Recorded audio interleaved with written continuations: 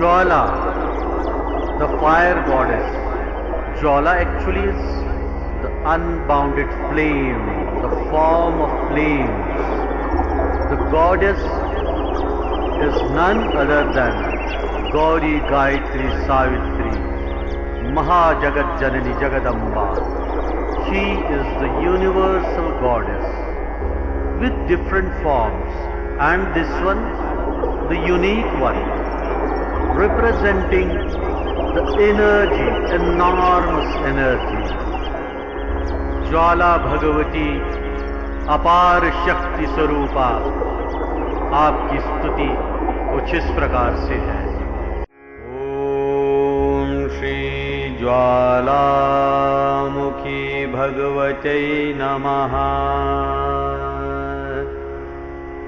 ज्वाला परितास्य शिरोरुहान्तां सरोज शङ्खांश गदाधरां च सिंहासन स्थापित पादयुग्मां ज्वालामुखी सत्हृदये सुम्रामि।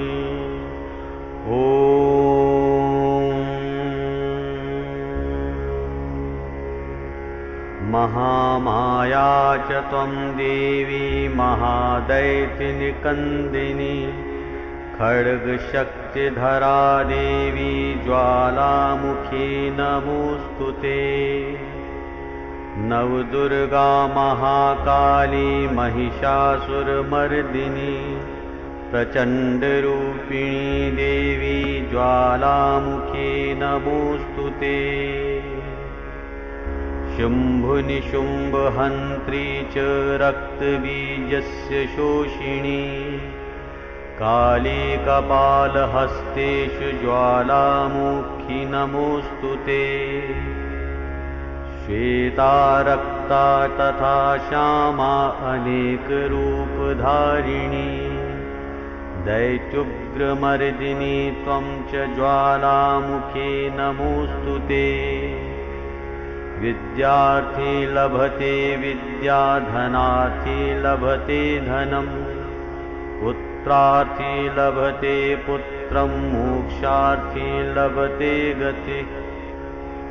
जन्मादिचक्रसन्तापं सर्वसारदिनानि च ज्वाला तव प्रसादेन मुच्यते सर्वकिल्बिषैः। ॐ